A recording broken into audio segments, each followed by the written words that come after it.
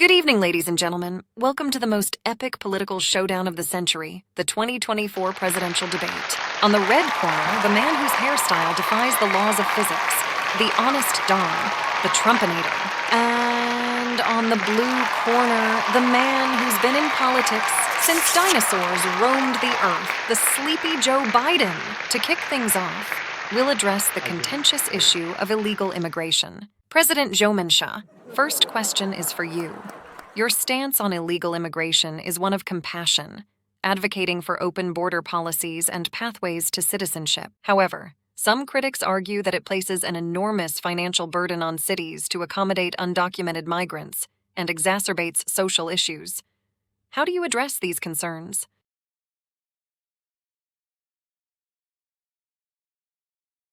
Mr. President, are you with us, sir? This guy, as always, doesn't have a clue. He doesn't even know where he is. Just ask him a simple question, like what's the capital of France?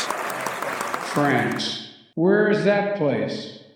France ants, says El Sisi. It must be near Mexico. He's probably thinking that the capital of France is Mexico. Do you even know where Europe is? Let's go, Brandon, answer the damn question. I'm not going to answer the question because the question is, You think that France is capital of Mexico? Will you shut up, man? No, you shut up, idiot, crooked, slow This is Joe. so All right, gentlemen. This is so unprecedented. Gentlemen, I must remind you both to refrain from using inappropriate language during this debate. Now, while Joe Biden has a moment to gather his thoughts, Mr. Trump, let's hear from you. Your tough approach overlooks the underlying social and humanitarian complexities of the illegal immigration issue. How do you respond to these concerns? Look, let me tell you something straight up. I don't give a damn about critics and their stupid concerns. We've got a crisis on our hands, and it's about time we dealt with it like grown-ups. These fucking illegals are breaking the law, plain and simple, and it's time we started treating them as such.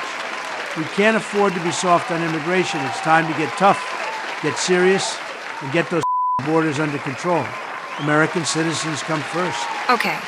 Now, President Biden, how do you respond to that? We must open our arms and our borders to those seeking a better life, regardless of their documentation status. They enrich our communities and they fill vital roles in our economy. These guys are all engineers, doctors, investors, and f***ing scientists. We should be thankful they come here to work with us, and we must create pathways to citizenship. Trump, you are just a f***ing racist. You hate them just because they are not of orange color like you. Well, Mr. Biden, our audience doesn't seem to like your answer, so they will probably vote for Mr. Trump. What will you do about that?